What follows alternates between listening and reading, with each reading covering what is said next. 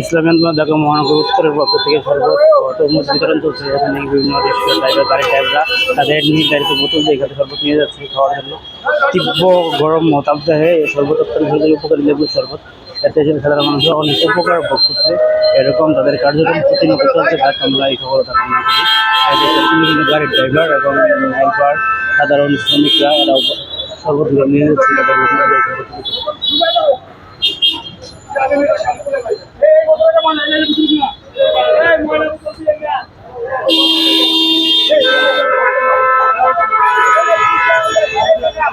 দেখেন বোতলে করে শরবত নিয়ে যাচ্ছে সবাই।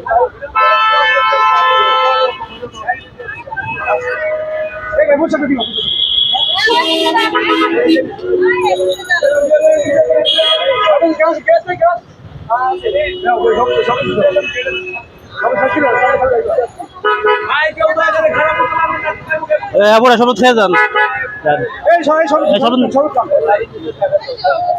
বোতল দেন, বোতল দেন, বোতল দেন।